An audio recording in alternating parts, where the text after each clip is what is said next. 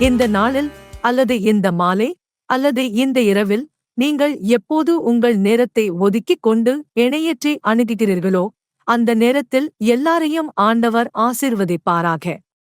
இப்போது நேரிலே காண முடியாதவர்களும் பிறகு இணைந்து இந்த போதனையை கேட்கவும் காணவும் செய்கிறார்கள்.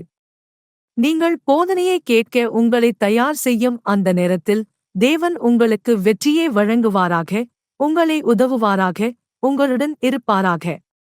ஆண்டவர் அருள்வாயாக. அவரே நம்முடன் இருக்கிறார். நன்றி ஆண்டவருக்கே. அவர் இங்கே நம்மை பார்த்து கொண்டு இருக்கிறார், நம்மை கேட்டு நம்மை கவனித்து நம் நிலைகளை நோக்கிக் கொண்டு இருக்கிறார். நாம் இதையெல்லாம் முழு இருதயத்துடனும் முழு பயபக்தியோடும் செய்கிறோமா என அவர் கவனிக்கிறார். ஏனெனில் ஆண்டவரைச் சார்ந்த ஒவ்வொரு காரியத்தையும் நாமும் மனதாரும் செய்ய வேண்டும். அவர் எப்போதும் நம்மருகில் இருப்பவர் என்பதையும் உணர வேண்டும். அவர் உண்மையுடன் அழைக்கிற அனைவருடனும் இருப்பார் என்பது அவருடைய வாக்குத்தத்தமாகும். இன்றைய போதனையை நாம் நினைவுகூரப் போகிறோம். இன்று நாம் நினைவுகூரப் போகும் போதனையின் தலைப்பு வசனங்களை ஆராயுங்கள். ஆராயுங்கள் என்பதற்குள் பொருள் ஆழமாக வாசிக்கவும், ஆராயவும், விசாரிக்கவும், பகுப்பாய்வு செய்யவும். வசனங்களை, அதாவது வேதாகமம் எனப்படும் ஆண்டவரின் வார்த்தையை நாம் வாசிக்கிறோம். நாமே வேதாகமத்தை வாசிக்கும் போதேதான் தேவன் இருக்கிறார் என்பதை கண்டறிந்தோம். நாம் காலத்தை ஆயிரம் ஆண்டுகள் பின்னோக்கி சென்றால் அப்போது மனிதனோ மனித இனம் தேவன் இருக்கிறார் என்பதை எப்படி தெரிந்து கொண்டது?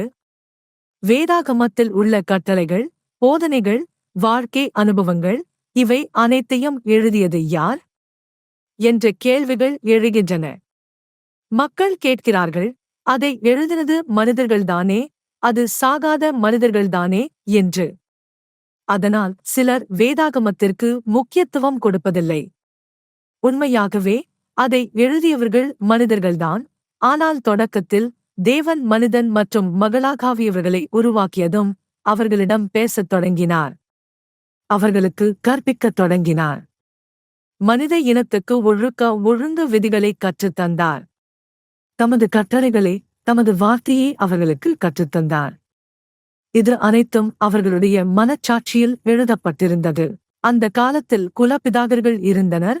ஒரு குடும்பத்தையோ ஒரு வம்சத்தையோ வழிநடத்தும் தலைவராக ஒருவர் இருப்பார்.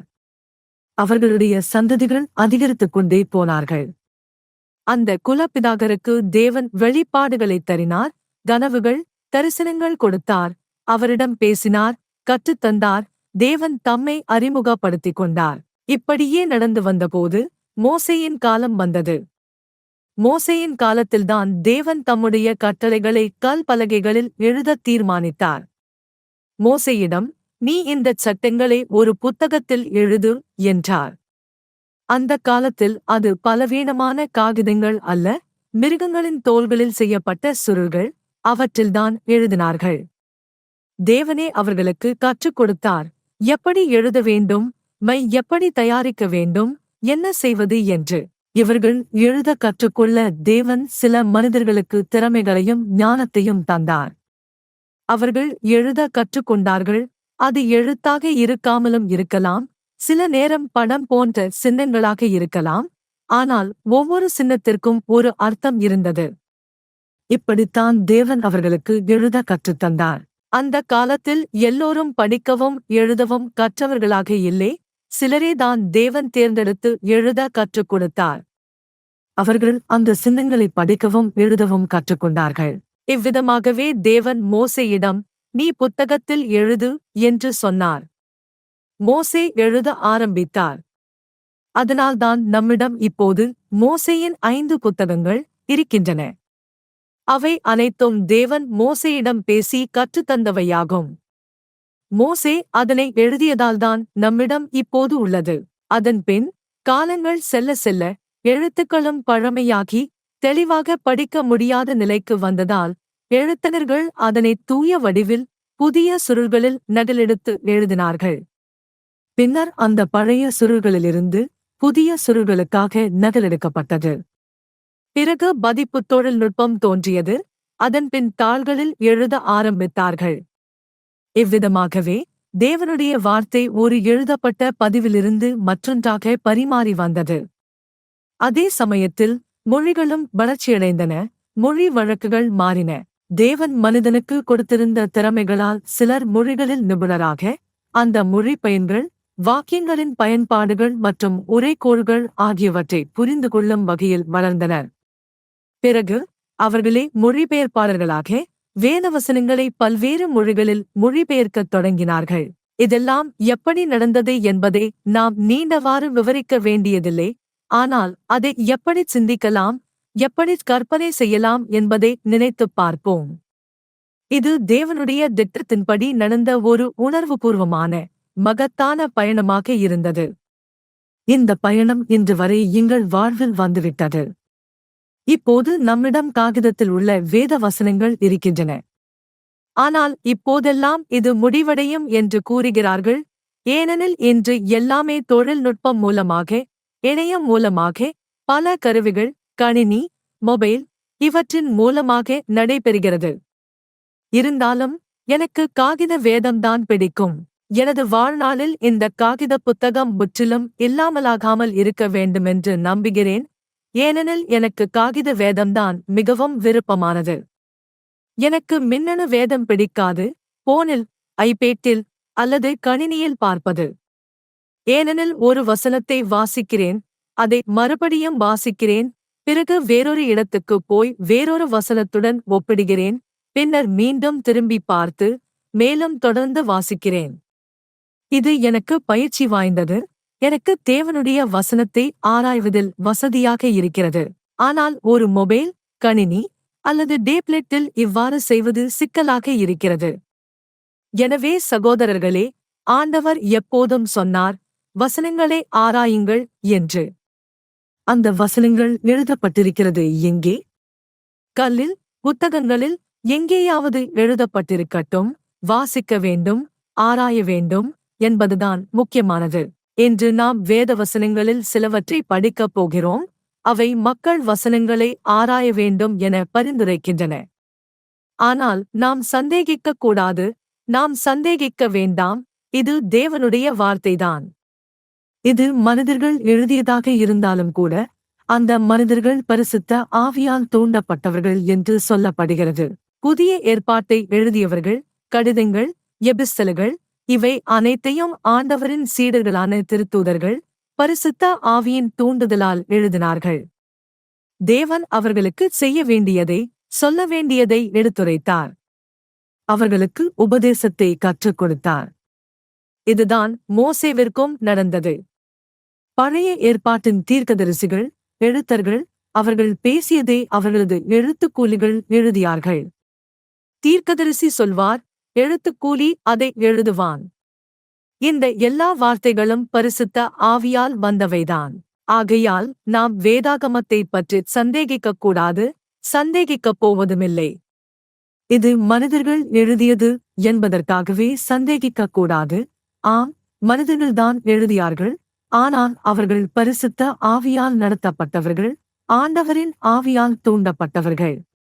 அதனால்தான் இன்றைக்கு நாம் சில வசனங்களில் இதை மதிக்கப் போகிறோம். ஏற்கனவே நீங்கள் வாசித்திருக்கிறீர்கள், உங்களுக்கு இந்த கற்றல் தெரியும். ஆராய்தல் என்பதற்கான அர்த்தம் என்னவென்றால், படித்தல், ஆழமாக வாசித்தல், ஆராய்தல், ஒப்பிடுதல். ஒரு வசனத்தை இங்கே பார்த்து, அதே போன்ற இன்னொரு வசனத்தை அங்கே பார்த்து, இங்கேயும் இப்படித்தான் சொல்லுது, இங்கே எப்படி இருக்குது என்று ஒப்பிட்டு வாசிப்பது. இதனால்தான் நாம் ஆண்டவரின் உபதேசத்தை புரிந்து கொள்கிறோம். இதைத்தான் வேதவசனங்களை ஆராய்தல் என்று சொல்கிறோம். லூக்கா இல் நாம் லூக்காவை திறப்போம்.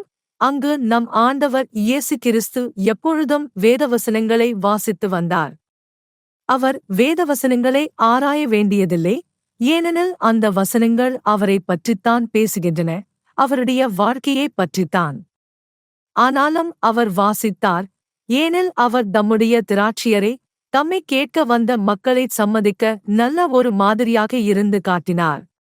அவர் வாசித்தார், அவர்களிடம் சொன்னார், இன்று இந்த வேதவசனம் நிறைவேறுகிறது, இது என்னைப் பற்றி சொல்லுகிறது, இது என்னைப் பற்றி பேசுகிறது, இன்று இது நிறைவேறுகிறது, நீங்கள் பார்க்கும் இந்த நிகழ்வுகள் மூலமாகவே இது நிறைவேறுகிறது. அந்த ஆண்டவர் எவ்வளவு கவனமாக இருந்தார் என்பதையும், நீங்கள் அந்த புத்தகச் சுருளை எனக்குக் கொடுங்கள் என்று கேட்டதையும் நாம் பார்க்கிறோம். அப்போது கையில் எங்களுக்கு பைபிள் போலவே இருந்ததிலே சுருள்கள்தான், விலங்குகளின் தோள்களில் எழுதப்பட்டவை. அவர் கேட்டார், சுருளை கொடுங்கள், நான் வாசிக்கிறேன். அப்படியே அவர் வாசித்தார். இது லூக்கா 4:7-21 வரை உள்ள வசனங்களைச் சார்ந்த உரை. ஆண்டவர் அங்கு நாசரேத்து என்னும் நகரத்தில் சுவிசேஷம் செய்து கொண்டிருந்தார். அந்நாள் ஓய்வு நாள், சபாத்து. அவர் ஒரு சினாகோகாவில் நுழைந்தார். அங்கே இருந்த மக்களுக்கு தேவனுடைய வார்த்தையை வாசிக்கவும் அவர்களை போதிக்கவும். 7ஆம் வசனத்தில் இயேசுவுக்கு தீர்க்கதரிசியான எசாயாவின் சுருள் கொடுக்கப்பட்டது எனச் சொல்லப்படுகிறது. நாம் நினைவுகொள்வோம், அது ஒரு சுருள் புத்தகம்தான். ஏசாயா தீர்க்கதரிசியின் புத்தகம் அவருக்கு கொடுக்கப்பட்டது. இயேசு புத்தகத்தை திறந்து கீழ்வரும் பகுதி எழுதப்பட்டிருப்பதைக் கண்டார். அடுத்து வாசிக்கப்பட்டது தீர்க்கதரிசி எசாயாவின் ஒரு தீர்க்கதரிசியாகும். ஆண்டவர் இயேசு அதை வாசித்துக் கொண்டிருந்தார். அங்கே இவ்வாறு எழுதியிருக்கிறது, தேவனுடைய ஆவி என்னில் உள்ளது. ஏதுமற்ற மக்களுக்கு நற்செய்தியை போதிப்பதற்கு தேவன் என்னைத் தேர்ந்தார். மற்றும் தீர்க்கதரிசி எசாயா குறிப்பிடுகிறவர் அந்த ஆண்டவர் இயேசு கிறிஸ்துவே ஆவார். தேவனுடைய ஆவி என்னில் உள்ளது. ஏதுமற்ற மக்களுக்கு நற்செய்தியை போதிப்பதற்கு தேவன் என்னைத் தேர்ந்தார் பண்பிலல்ல, ஆனாலும் ஆண்டவரின் போதனையின் ஞானத்தில் வறியவர்களுக்கே. அந்த ஆண்டவருடைய சட்டம் நிறைவேறவில்லை என்று எதிர்க்க உரிமையில்லாதவர்கள், எந்த உரிமையும் இல்லாதவர்கள், அவர்கள் தலைவர்களின் தவறான நடத்தைகளையும் தவறான சாட்சி வாழ்வையும் கண்டும் எதுவும் பேச முடியாதவர்கள், பொறுத்து தாங்க வேண்டியவர்கள், அவர்கள்தான் வறியவர்கள். அவர்கள்தான் ஆவியினால் வறியவர்கள், ஏனெனில் அவர்கள் இதயத்தில் தேவனை நேசித்தவர்கள், தேவனிடத்தில் இரக்கம் நாம் பிக்கை வைத்து காத்திருந்தவர்கள், ஆனால் எதுவும் செய்ய முடியாதவர்கள், ஏனெனில் அவர்களுடைய தலைவர்கள் அதிகாரம் உடையவர்கள். அவர்கள் வாய் திறந்தால் சிறை கொணரப்பட்டு அடித்து காயப்படுத்தப்படுவார்கள். ஏதாவது தண்டனை ஏற்படுத்தப்படும். அந்த வறியவர்களுக்காகவே ஆண்டவர் அந்த தீர்க்கதரிசனத்தில் சொன்னார், ஏதுமற்ற மக்களுக்கு நற்செய்தியை போதிப்பதற்கு தேவன் என்னைத் தேர்ந்தார். இது ஆண்டவர் இயேசு கிறிஸ்துவே. அவர் தம்மை பற்றியே வாசித்துக் கொண்டிருந்தார். ஏதுமற்ற மக்களுக்கு நற்செய்தியை போதிப்பதற்கு தேவன் என்னைத் தேர்ந்தார். இரட்சிப்பின் நல்ல செய்தி, உன் இரட்சகர் வந்துவிட்டார். உன் பரிபூரணமான ராஜா வந்துவிட்டார். அவர் உன்னை அவமதிக்க மாட்டார். அந்த பரிபூரணமான ராஜா புனிதத்தில் வாழ்வார். உனக்கு புனிதத்தை கற்பிப்பார். நீயும் புனிதத்தில் வாழ்வாய். அந்த ஏழைக்கு அதுவே செய்தி, அதுவே நல்ல செய்தி. கைதிகள் விடுதலை பெறவும், குருடர்கள் மீண்டும் பார்வை பெறவும் அம்மக்களுக்கு போதிக்கும்படியாக தேவன் என்னை அனுப்பினார். தங்கள் துன்பத்தினின்று பலவீனர்கள் விடுதலை பெறும் பொருட்டு தேவன் என்னை அனுப்பினார். ஏனெனில் அவர்கள் நோயாளிகள், உடல் நோயால் மட்டுமல்லாமல் அவர்கள் ஆவியின் நோயாலும் துக்கம் மற்றும் கவலையாலும் அந்த காலத்தில் கடவுளின்றியும் நம்பிக்கையின்றியும் இருப்பதை உணர்ந்து துன்பப்பட்டனர். மேலும் இது சிறைக்கைதிகளையும் குறிப்பிடுகிறது. அவர்கள் பாவத்தின் அடிமைகள். அவர்கள் பாவத்தில் அடிமையாக இருந்தவர்கள். அவர்கள் பாவத்தில் வீழ்ந்து கொண்டிருந்தார்கள். அவர்கள் தேவனுடைய இச்சையை செய்ய முடியவில்லை, ஏனெனில் அவர்களுக்கு தேவனுடைய கட்டளைகளை நிறைவேற்ற உதவுகிற ஒருவரும் இல்லை. இவர்கள்தான் சிறைக்கைதிகள். இறைவன் வந்தார் இந்த சிறைக்கைதிகளை விடுவிக்க மற்றும் குருடர்களுக்கு பார்வையளிக்க என்றார். ஆனால் இது உடல் நோயால் பாதிக்கப்பட்ட குருடர்களை மட்டும் குறிக்கவில்லை. உண்மையான குருடர்களே, அதாவது அவர்கள் கண்களில் ஒரு மூடியைப் போல தவறான கருத்துக்களால் மூடப்பட்டிருந்தார்கள். ஏனெனில் அவர்களுக்கு தேவனுடைய உண்மையான போதனை எவரும் கற்றுக் கொடுக்கவில்லை. மோசேயின் சட்டம் பற்றி அவர்களுக்கு எவரும் பேசவில்லை, எவரும் வாசிக்கவில்லை. அவர்கள் முற்றிலும் குருடர்களாக இருந்தார்கள். தேவனுடைய வசனத்தை அறியாமல் இருந்தார்கள். ஏனெனில் அவர்களுடைய தலைவர்கள், ஆட்சி அதிகாரிகள், முக்கியஸ்தர்கள் தங்களை வீக சேவகர் என அழைத்துக் கொண்ட ஆசாரியர்கள் ஒருபோதும் தங்கள் கடமையைச் செய்யவில்லை. ஒருபோதும் தேவனுடைய வார்த்தையை மக்களுக்கு பேசவில்லை. அந்த நகரங்களிலும் கிராமங்களிலும் வாழ்ந்த ஜனங்களுக்கு, அந்த இஸ்ரவேல் என்னும் ஜனத்தில் வாழ்ந்தவர்களுக்கு அவர்கள் ஒருபோதும் எதையும் போதிக்கவில்லை. ஆகவே அவர்கள் ஏற்கனவே சிறைக்கைதிகளாகவும் ஆவிக்குரிய அருளறியாமையால் குருடர்களாகவும் இருந்தார்கள். உதாரணமாக, ஒரு மனிதன் வேதாகமத்தை வாசிக்கும்போது ஒரு தூதன், அப்போஸ்தலர், அருகில் வந்து அவனிடம், நீ வாசிக்கிறதை நீ உணருகிறாயா? எனக் கேட்கின்றான். அதற்கு அவன், எனக்கு யாரும் கற்றுக் கொடுக்கவில்லை, எப்படி நான் புரிந்து கொள்வேன்? நான் குருடனாகவே இருக்கிறேன், நான் வாசிப்பதை புரிந்து கொள்ள முடியவில்லை என்று கூறுகிறான். அதுவேதான் ஆவிக்குரிய குருட்டுத்தனம்.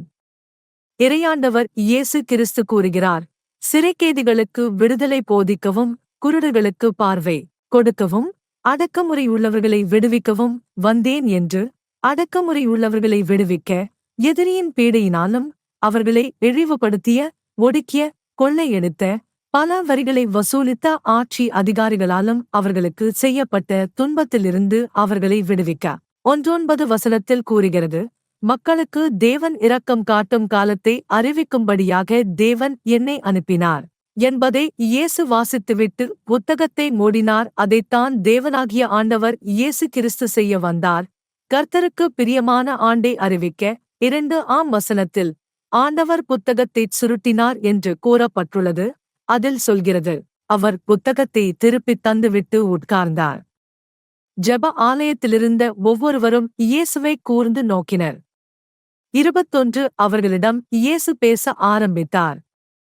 அவர், நான் வாசித்த இச்சொற்களை இப்போது நீங்கள் கேட்கையில் அச்சொற்கள் உண்மையாயின என்றார்.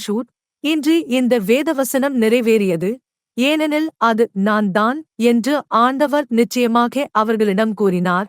ஏசாயா கூறியது நான் தான், பரிசுத்த ஆவி என் மீது இருக்கின்றார், கர்த்தர் என்னை அபிஷேகம் செய்து என்னை அனுப்பினார் என்று. ஆண்டவர் அங்கே அவர்களிடம் பேசினார் மற்றும் அவர்களுக்கு போதித்தார். அவர்கள் புரிந்தார்களா என நினைத்தால் எனக்கு நினைவுக்கு வருவது, அவர்கள் புரிந்திருக்க மாட்டார்கள். யோவான் அதிகாரம் 5 திறக்கிறோம், ஏனெனில் இன்று நாம் வேதவசனங்களை ஆராய்வதைப் பற்றியே வாசிக்கப் போகிறோம். வேதாகமம் எனப்படும் கடவுளின் வார்த்தைக்கு மிக முக்கியத்துவம் அளிக்கப் போகிறோம். அதுவே இன்றைய போதனையின் மிக முக்கியமான அம்சமாக வலியுறுத்தப்பட வேண்டும். இது மதிப்புமிக்கது, முக்கியமானது, கடைப்பிடிக்கப்பட வேண்டியது என்பதை நாம் இன்றைக்கு கற்றுக்கொள்கிறோம்.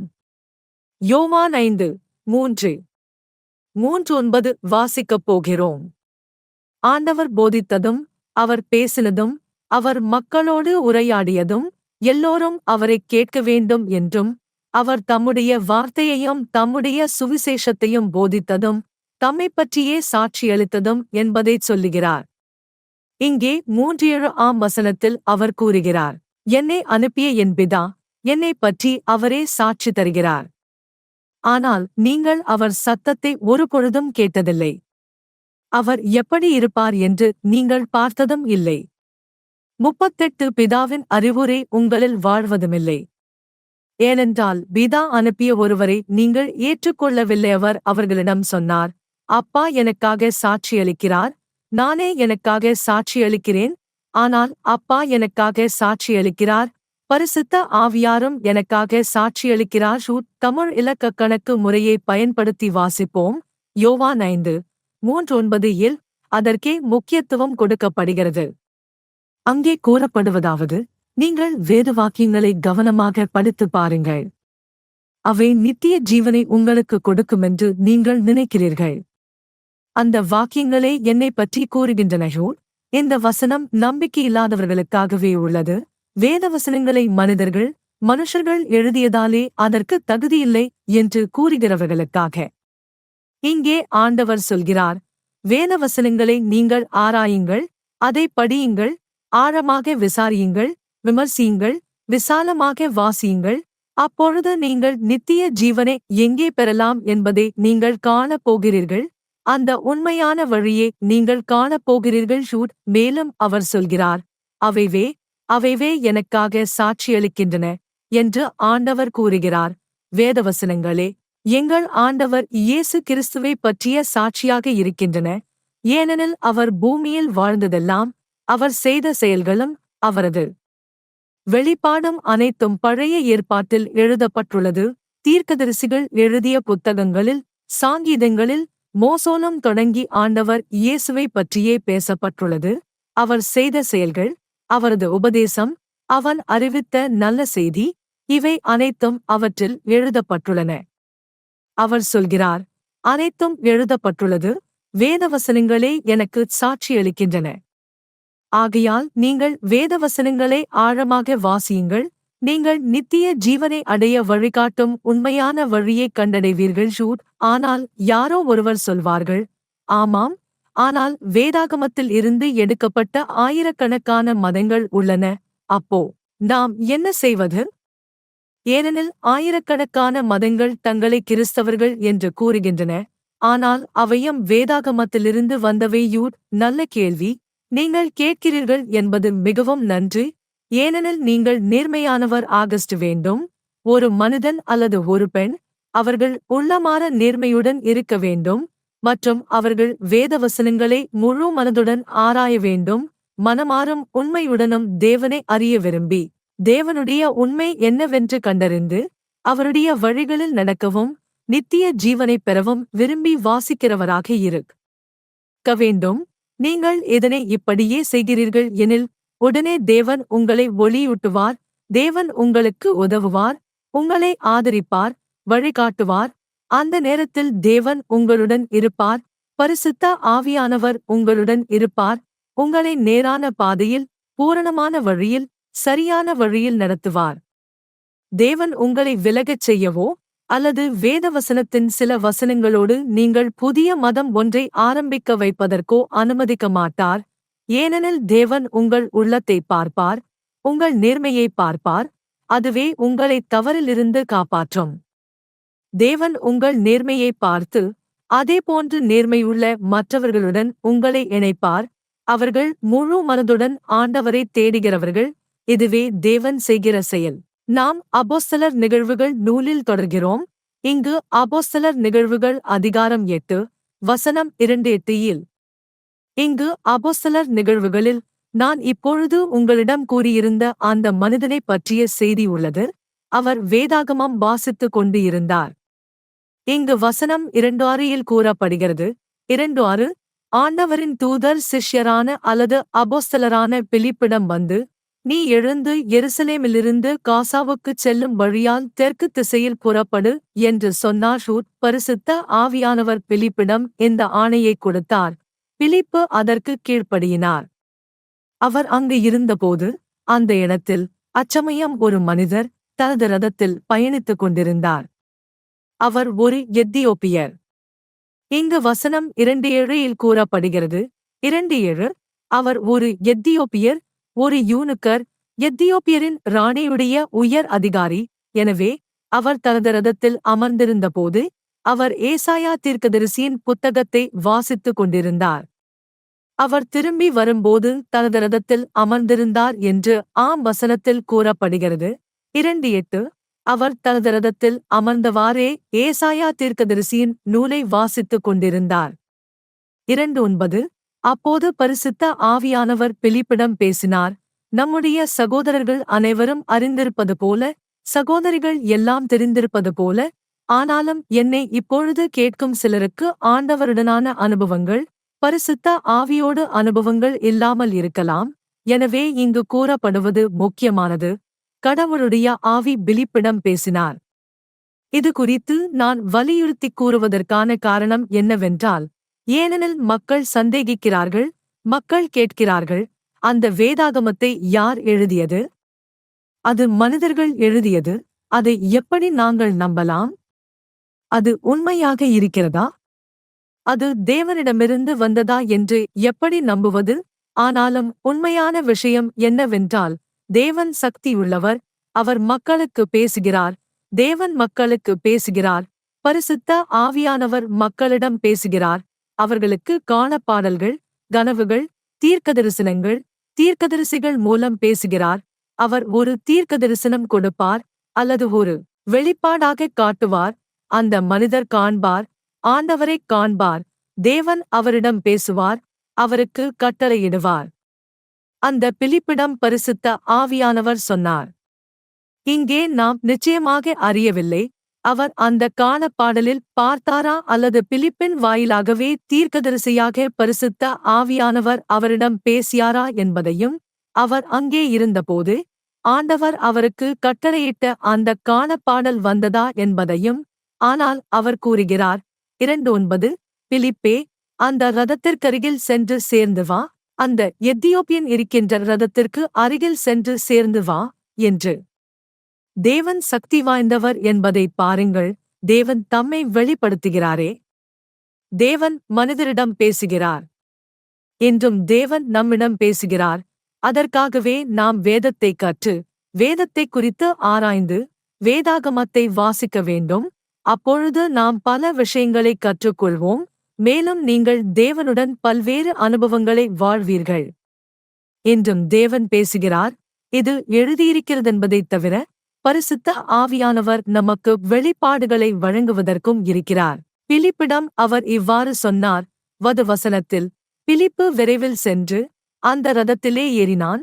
அந்த எத்தியோப்பியர் ஏசாயா தீர்க்கதரிசியின் புத்தகத்தை வாசித்துக் கொண்டிருந்தார். பிலிப்பு அவனை நோக்கி 3 நீ வாசிக்கிறதை உணர்கிறாயா என்று கேட்டான். 3:1 அவன் பதிலளித்து, எப்படி நான் உணர முடியும்? யாராவது எனக்கு போதிக்காவிட்டால் என்று கூறி பிலிப்பை இரதத்தில் ஏறி தன்னுடன் இருப்பதற்கும் வேதவசனங்களை விளக்குவதற்கும் வேண்டினான். அவர் வாசித்த வேதவசனமாவது ஏசாயா 5:3, 7:8, 3:2 ஒரு ஆட்டுக்குட்டியாக கொல்லப்படுவதற்கு அழைத்துச் செல்லப்பட்டார்.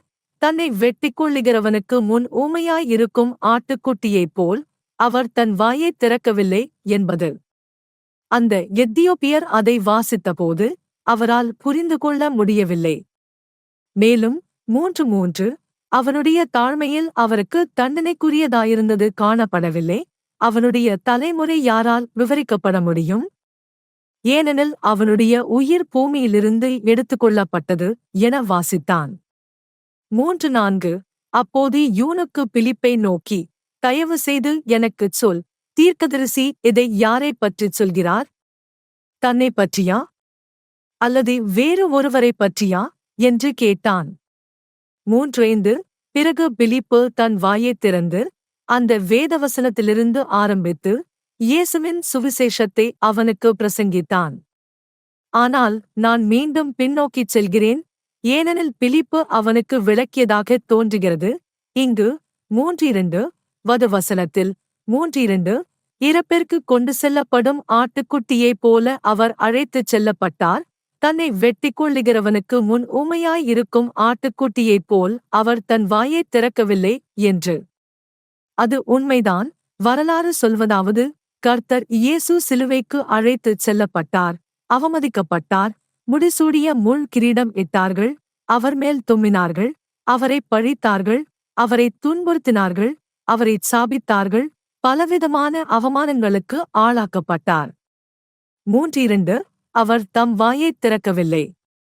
3:3 அவருடைய தாழ்மையில் அவருக்கு நியாயம் வழங்கப்படவில்லை. அவனுடைய தலைமுறை யாரால் விவரிக்கப்பட முடியும்? இங்கே தேவன் ஆபிரகாமிடம் சொன்னது நிறைவேறியது. ஞாபகமாக வைத்துக் கொள்ளுங்கள், தேவன் ஆபிரகாமிடம் சொன்னார், நீ பல ஜாதிகளின் தந்தையாவாய், வானத்தின் நட்சத்திரங்களை எண்ணிப்பார், அவ்வாறே உன் சந்ததி இருக்கும், நீ பல ஜாதிகளின் தந்தையாவாய், உன் சந்ததிக்கு நான் இந்த வசதியையும் ஆசீர்வாதத்தையும் கொடுப்பேன், அவன் இதைப் பெறுவான், உன் சந்ததியாக இருப்பவன் அதைப் பெறுவான். இங்கு தேவன் பேசியது இசாக்கை பற்றியல்ல, இயேசு கிறிஸ்துவைப் பற்றிதான், அதாவது அவர் அனுப்புவதாக இருந்த மெசியாவைப் பற்றிதான். ஆகையால் இது நிறைவேறியது. பாருங்கள் இந்த வாசகம் 3:3 அவன் தலைமுறை யாரால் விவரிக்கப்பட முடியும்? ஆம், ஏனெனில் ஆபிரகாம் வானத்தின் நட்சத்திரங்களை எண்ண முடியவில்லை, அவனுடைய தலைமுறையை எண்ண முடியவில்லை. இந்த தலைமுறை இயேசு கிறிஸ்துவே, அவரே அந்த விதை, அவரே அந்த தலைமுறை, அவர்தான் பெற்றுக்கொள்கிறார் எண்ண முடியாத தலைமுறையே, அதுவே அவருடைய சபை. அவருடைய சபை உருவாக்கப்பட்டிருக்கிறது அல்லது உருவாக்கப்படுகின்றது. உலகின் பல இடங்களில் உள்ள ஆண்கள் மற்றும் பெண்கள் மூலம் அவர்கள் தங்கள் இதயங்களை தேவனுக்காக தயாரித்தவர்கள். எனவே இங்கே சொல்லப்படுவது 3:3 அவன் தலைமுறை யாரால் விவரிக்கப்பட முடியும்? ஏனெனில் அவனுடைய ஜீவன் பூமியில் இருந்து எடுத்துப் போனது. ஆம், தேவன் தானாகவே மனித வடிவம் எடுத்துக் கொண்ட அந்த பகுதி, அது கோல்கல்தா சிலுவையில் அழிக்கப்பட்டது. ஆனால் அதற்குப் பிறகு ஆண்டவர் மகிமைப்படுத்தப்பட்டார், 3ஆம் நாளில் உயிர்த்தெழுந்தார். இங்கே பிலிப்பு இந்த எத்தியோப்பியருக்கு எழுதப்பட்ட வேதவசனங்களைப் பயன்படுத்தி போதிக்கத் தொடங்கினார், ஏனெனில் அவன் வேதவசனங்களை படித்துக் கொண்டிருந்தான். பிலிப்பு அவனுக்கு போதிக்கத் தொடங்கினார், அவன் நித்திய ஜீவனை அறிந்து கொள்வதற்காக. அப்போஸ்தலர் செயல்கள் அதிகாரம் 7 அங்கே பவுலும் சீலாவும் இருக்கிறார்கள். ஒரு இடத்தில், ஒரு நகரத்தில், அதாவது தெசலோனிகாவில். அங்கே அவர்கள் சுவிசேஷம் அறிவிக்கிறார்கள். இங்கு வசனத்தில் அவர்கள் சென்றார்கள், அவர்கள் சுவிசேஷம் அறிவிக்கச் சென்றார்கள். சீஷர்கள் அனைவரும் பல கிராமங்களுக்கும் ஊர்களுக்கும் நகரங்களுக்கும் எல்லா இடங்களுக்கும் சென்று சுவிசேஷம் அறிவிக்கிறார்கள். ஏனெனில் அந்த காலத்தில் நமக்கு இன்று உள்ள தொழில்நுட்ப வசதிகள் இல்லை என்றால், நாம் இங்கு பேசுகிறோம் என்றால் ஜப்பானில் உள்ளவர்கள் கூட எங்களை பார்த்து கேட்கலாம், இது ஒரு அதிசயம். ஆனால் அந்த காலத்தில் அப்படி இல்லை. அதனால் அப்போஸ்தலர்கள் இடத்திலிருந்து இடத்துக்கு பயணம் செய்ய வேண்டியிருந்தது. இங்கு வசனம் 1 சொல்லுகிறது. சரி, அதே இரவில் விசுவாசிகள் பவுலையும் சீலாவையும் பெரேயா எனப்பட்ட மற்றொரு நகரத்திற்கு அனுப்பினர். பெரேயாவில் பவுலும் சீலாவும் யூதர்களின் ஜெப ஆலயத்திற்குச் சென்றனர். அந்த நகரத்தில் சுவிசேஷம் அறிவிக்கச் சென்றவர்கள் அவர்கள் பற்றி சொல்லுகிறது. தெசலோனிக்கேயின் யூதர்களைக் காட்டிலும் இந்த யூதர்கள் சிறந்தவர்களாக இருந்தனர். பவுலும் சீலாவும் கூறியவற்றை இந்த யூதர்கள் மிகுந்த ஆர்வமுடன் வரவேற்றார்கள். பெரேயாவின் யூதர்கள் ஒவ்வொரு நாளும் வேத வாக்கியங்களைக் கற்றார்கள். இக்காரியங்கள் உண்மையானவையா என்று அறிய இந்த யூதர்கள் விரும்பினார்கள். அதாவது அவர்கள் தங்கள் இருதயத்தை சுவிசேஷ வார்த்தையை ஏற்கச் செப்பினார்கள். அந்த பேரியாவின் குடிமக்கள் அப்போஸ்தலர்கள் அவர்கள் ஆண்டவருடைய வார்த்தையைப் பற்றி, கர்த்தராகிய இயேசு கிறிஸ்துவைப் பற்றியும் இந்த புதிய இரட்சிப்பு முறையைப் பற்றியும் பேசும்போது கேட்டார்கள் என்று சொல்லப்படுகிறது. அவர்கள் வேத வாக்கியங்களை ஆராய்ந்தார்கள், அதாவது அவர்கள் வாசித்தார்கள், சிந்தித்தார்கள், ஒப்பிட்டார்கள். ஒரு பக்கம், மற்றொரு பக்கம், பின்புறம், முன்னுறம் என்று எல்லா இடங்களிலும் பார்த்தார்கள், எல்லா வசனங்களையும் பார்த்தார்கள். அப்போஸ்தலர்கள் அவர்களுக்கு அந்த நேரத்தில் கற்பித்ததோடு ஒத்திருக்கிறதா என்று காண அவர்கள் வேத வாக்கியங்களை வாசித்தார்கள். அவர்கள் உணர்ந்தார்கள், அது உண்மையில் எழுதப்பட்டதோடு பொருந்துகிறது. அப்போஸ்தலர்கள் சொல்லியவை, கர்த்தராகிய இயேசு பூமியில் இருந்தபோது அறிவித்தவைகள், அற்புதங்கள், சின்னங்கள் செய்ததையும் அவர்தான் இரட்சிப்பராக இருக்கிறார் என்று கற்றதையும் அவர்கள் ஒப்பிட்டு உணர்ந்தார்கள். அதனால் எண்ணிக்கை 2 வசனத்தில் இது சொல்லப்படுகிறது, இந்த யூதர்களில் பலர் நம்பிக்கை கொண்டனர். உயர்நிலையிலிருந்த பல கிரேக்க பெண்களும் ஆண்களைப் போலவே நம்பிக்கை கொண்டனர். உயர் சமூகத்தைச் சேர்ந்த பெண்கள் பலர் விசுவாசித்தார்கள் என்று அங்கே கூறப்பட்டுள்ளது. ஆண்களும் விசுவாசித்தார்கள், ஆனால் பெண்களே அதிகமாக விசுவாசித்தார்கள் என்பது தெளிவாகிறது. இப்போது கூட அப்படித்தான் நடக்கிறது. ஆனால் சரி, ஆண்டவரே எல்லாவற்றையும் அறிபவர், ஏன் அப்படியானது என்று அவருக்கே தெரியும். நாம் இங்கே வேத வாக்கியங்களை ஆராய்வதன் மதிப்பை உணர்ந்து கற்றுக்கொண்டு இருக்கிறோம் என்பது மிகவும் அருமையான ஒன்று. அந்த பெரேயா மக்கள் திருப்பித்துரை செய்த தூதர்களின் செய்தியால் உடனடியாக நம்பவில்லை. அவர்கள் சொன்னார்கள், ஒரு நிமிடம் காத்திருக்கவும், நாம் வாசித்து ஆராய்ந்து பார்க்கலாம். பிறகு அவர்கள் வாசித்து உண்மையை புரிந்தபின் சொன்னார்கள், நாங்கள் இயேசு கிறிஸ்துவை நம்புகிறோம். எனவே இந்த மக்களுக்கு என்ன ஒரு ஆசீர்வாதம்! ஏனெனில் அவர்கள் வேத வாக்கியங்களை ஆராய்ந்ததால் நித்திய ஜீவனை கண்டுபிடித்தார்கள். நித்திய ஜீவன் ஆண்டவர் இயேசு கிறிஸ்துவும் அவருடைய உண்மையான சுவிசேஷமும். நாம் இப்போது தூதரின வேலைகள் 1:8, 2:4 முதல் 2:8 வரையிலான பகுதியைப் பார்ப்போம். இது அப்பொல்லோவின் சம்பவத்தைப் பற்றியது. அப்பொல்லோ என்பவர் கூட ஒருவரின் சீடனாக இருந்தார், தூதராக இருந்தார், இறைவனின் வார்த்தையை பிரசங்கிக்கிறவராக இருந்தார். அப்போஸ்தலர் தங்களை பிரித்துக் கொண்டனர். சிலர் ஒரு கிராமத்திற்கு சென்றனர், மற்றவர்கள் வேறு கிராமங்களுக்கு சென்றனர். அவர்கள் ஒருவருக்கொருவர் ஆலோசனை செய்தனர். சிலர் நடந்து சென்றனர், சிலர் மத்திய தரைக்கடலில் படகில் சென்றனர், கடல்தோராயமாக பயணித்து மக்கள் உயிர்களுக்கு வசனத்தை பரப்பினர், இறைவனின் வார்த்தையை அறிவிக்க பணியாற்றினர். இங்கே வசனம் 2:4 இப்படி என்று சொல்கிறது: அப்பொல்லோ என்னும் பெயருள்ள யூதன் எபேசுவிற்கு வந்தான். அப்பொல்லோ அலெக்சாண்டிரியா நகரத்தில் பிறந்தவன். அவன் கல்வியில் தேர்ந்தவன். அவன் வேத வாக்கியங்களை வல்லமையுடன் பயன்படுத்தினான். இங்கே சொல்லப்படுவது அப்பொலோசு எபேசு என்ற நகரத்தில் பிரசங்கிக்கும்போது நடந்த நிகழ்வுகளை குறிக்கிறது. அது இன்று துருக்கியில் அமைந்திருக்கிறது. அந்த இடத்துக்கு செல்லும் வழியாக மத்திய தரைக்கடலை கடக்கும் பாதை என எண்ணுகிறேன். அப்போது எபேசுவில் ஒரு யூதராக இருந்த அப்பொலோசு என்பவர் இருந்தார். நான் முதலில் அப்பொலோசுதான் பிரசங்கித்தார் என்று சொன்னேன், ஆனால் அது பவுல்தான். அப்போஸ்தலர் பவுல்தான் அங்கே பிரசங்கித்தார். அவர்தான் அந்த இடங்களில் பயணம் செய்தார். பவுல் தனக்கு சில சீடர்களை உடன் அழைத்துச் சென்றார். சீலா, திமோத்தேயு மற்றும் மற்ற சிலர் அவருடன் சென்றனர். அவர்கள் பயணித்துக் கொண்டே ஒரு பகுதி ஒரு இடத்திற்கும் மற்ற பகுதி மற்ற இடத்திற்கும் சென்றனர். வேதவசனத்தை பகிர்ந்து மக்களுக்கு தேவனைப் பற்றி அறிவிக்க பவுல் மத்திய தரைக்கடலை கடந்து பல கடலோர நகரங்களுக்கு சென்றார். முன்பே பார்த்தோம், பேரியாவுக்கு சென்றபோது அங்கேயுள்ள மக்கள் அப்போஸ்தலர்கள் சொல்வது உண்மையா என பார்க்கச் வேதாகமத்தை கவனமாக ஆராய்ந்தனர். இங்கே அவர்கள் செசரேயா எனும் ஒரு நகரத்திற்குச் சென்றார்கள் என்று கூறப்படுகிறது. அங்கே அவர்கள் சில நாட்கள் தங்கினார்கள். ஏனென்றால் அப்போஸ்தலர் ஒவ்வொரு இடத்திலும் நீண்ட நாட்கள் தங்கி விசேஷிப்பதற்கு பழக்கமாக இருந்தார். பின்னர் வசனத்தில் எபேசுவில் அலெக்சாந்திரியாவைச் சேர்ந்த யூதராகிய அப்பொலோசு என்றவர் வந்ததாக கூறுகிறது. அலெக்சாந்திரியா என்பது இப்போதைய எகிப்தில் அமைந்த நகரம். அவன் ஒரு நல்ல பேச்சாளனாக இருந்தான் என்பதால் எலோக்குவென்ட் என அழைக்கப்பட்டான். அவன் ஒரு படித்தவன், ஒரு தத்துவஞானி. அவன் வேதவசனங்களில் மிகுந்த வல்லமையுடையவனாக இருந்தான். அவன் எப்படி அந்த அளவுக்கு தயார் செய்தான் என்று தெரியவில்லை.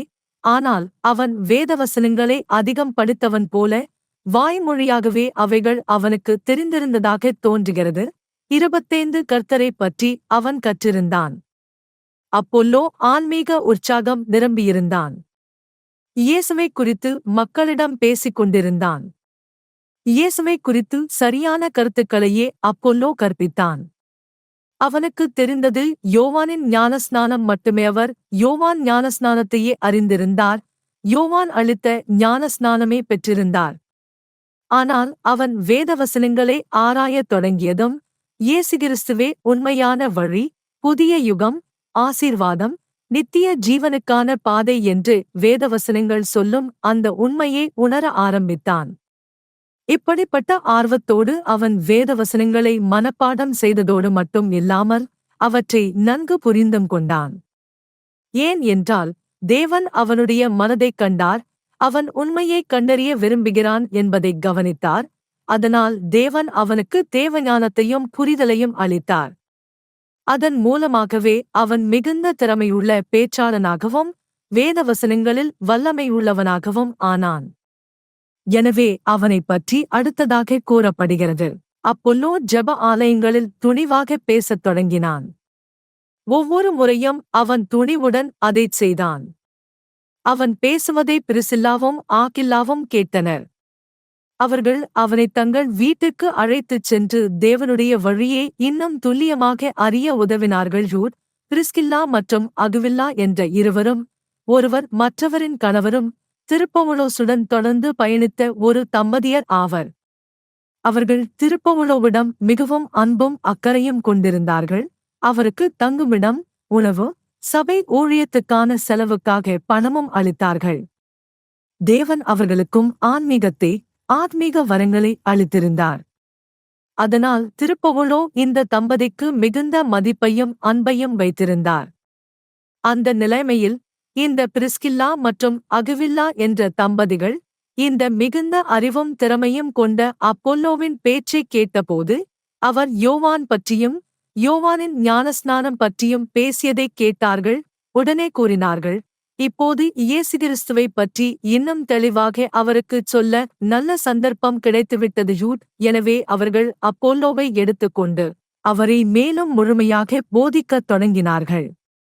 ஆம், வசனத்தில் கூறுகிறது, அகாயா நாட்டிற்குப் போவதற்கு அப்போல்லோ விரும்பினான். அதற்கு எபேசுவின் சகோதரர்கள் அவனுக்கு உதவினர். அகாயாவிலுள்ள இயேசுவின் சீஷர்களுக்கு அவர்கள் ஒரு கடிதம் எழுதினர். அக்கடிதத்தில் அப்போல்லோவை இச்சீஷர்கள் வரவேற்குமாறு அவர்கள் கேட்டனர். அகாயாவில் உள்ள இந்த சீஷர்கள் தேவனுடைய கிருபையின் மூலமாக இயேசுவில் விசுவாசம் வைத்திருந்தார்கள். அப்போல்லோ அங்கு வந்து சேர்ந்த பொழுது அவன் அவர்களுக்கு மிகவும் உதவினான். அவர்களது நம்பிக்கையின் காரணமாக, அதாவது கர்த்தராகிய இயேசு கிறிஸ்துவின் சுவிசேஷத்தை நம்பியதால் அவர்கள் கிருபையினால் நம்பிக்கை கொண்டு இருந்தார்கள். 2:8 ஏனெனில் அவர் மிகுந்த உற்சாகத்துடன் யூதர்களுக்கு வெளிப்படையாக எதிர்வாதம் செய்தார் என்று கூறுகிறது. இந்த மனிதர் அவரும் யூதராக இருந்தபோதிலும் 2:8 வேத பாகங்களைக் கொண்டு இயேசுவே கிறிஸ்துவென நிரூபித்தார். எனவே எவ்வளவு பெரிய ஆசீர்வாதம் இந்த மனிதருக்காக, இந்த அப்போல்லோவுக்காக! அவர் ஒரு யூதர், ஆனால் மிகுந்த வாசிப்பும் வேத வாசிப்பு ஆர்வமும் கொண்டவர், இறைவனுடைய வார்த்தையை ஆய்ந்தவர், தேடியவர், விவேசித்தவர். ஆண்டவர் இவருக்கு இந்த மகத்தான ஆசீர்வாதத்தை வழங்கினார், அவரை வழிநடத்தினார், உண்மையான பாதைக்கு கொண்டு வந்தார். அவர் ஆண்டவருடைய சீடர்களை சந்தித்தார், ஆண்டவரின் பிள்ளைகளை சந்தித்தார். அவர்கள் அவருக்கு சத்தியத்தைப் பற்றி மேலும் விளக்கினர். அவருடைய கண்கள் இன்னும் திறக்கப்பட்டன. எனவே நான் நினைக்கிறேன், அதன் பிறகு அவர் வேதத்தை வேறொரு பார்வையுடன் தொடர்ந்தும் ஆய்ந்தார். முன்போல் யோவானின் நனாவோடு அல்ல, ஆனாலும் கர்த்தராகிய இயேசு கிறிஸ்துவை மசியாவாகவும் உலகத்தின் இரட்சகராகவும் நோக்கி வாசித்தார். இது அருமையானது. இவை போன்ற நிகழ்வுகள் இன்று சிலரிடம், பலரிடமும் காணப்பட்டுள்ளன. உண்மையுள்ள இருதயமுள்ளவர்கள், கடவுளை நேசித்து அவரை அறிய விரும்பி கர்த்தரை மகிழ்விக்க விரும்புகின்றவர்கள் அனுபவித்த வாழ்க்கை நிகழ்வுகள். எனவே கடவுள் அவர்களை கையில் பிடித்து நடத்துகிறார், வழிநடத்துகிறார். அவர்கள் வந்தடைய வேண்டிய இடத்துக்கு அழைத்து ஆசீர்வதிக்கிறார். அவர்களை ஆவிக்குரிய வாழ்க்கையில் ஆசீர்வதிக்கிறார், பிற்காலத்தில் புவியியல் வாழ்க்கையிலும் ஆசீர்வதிக்கிறார். மேலும் ஒரு நாள் என்றென்றும் நிலைத்திருக்கும் அதுவே மிக அழகானது. எனவே இங்கு நாம் கடவுளின் கடவுளினை காண்கிறோம். ஏனெனில் கடவுள் ஒரு இரங்கும் மனதையுடைய மற்றும் தாழ்மையான இருதயத்தை ஒருபோதும் தள்ளுவதாக இல்லை என்கிறார். அவர் உண்மையுள்ள இருதயத்தைக் கொண்டவர்களை நேசிக்கிறார். கடவுள் ஆசீர்வதிக்கிறார், வாயில்களை திறக்கிறார். எனவே இதையெல்லாம் பார்ப்பது நம்மிடத்தில் கடவுளை மகிழ்விக்க நான் என்ன செய்ய வேண்டும், என்னை விட்டுவிட வேண்டும், என்னை கைவிட வேண்டும், என் ஆண்டவரை மகிழ்விக்க என்ன செய்ய வேண்டும் என்பதை அறிந்து கொள்ளுவதற்காக வேதாகமத்தை ஆராய வேண்டும் என்ற விருப்பத்தையும் உருவாக்குகிறது. ஒவ்வொரு நாளும் நாம் அந்த தேடலில் இருக்கிறோம். ஒவ்வொரு நாளும் நான் அந்த தேடலில் இருக்கிறேன். ஆண்டவரை மகிழ்விக்க நான் என்ன செய்ய வேண்டும் என்று விசாரிக்கிறேன். நான் தவறாக ஏதேனும் செய்து கொண்டிருந்தால் அதை நீக்கவும் விட்டுவிடவும். ஏனெனில் நான் கடவுளை மகிழ்விக்க விரும்புகிறேன். எனவே இதுவே என்னை கற்றுக் கொடுக்கிறது. இதுவே என் ஆசான் வாசிப்பு, வேதாகம ஆராய்ச்சி.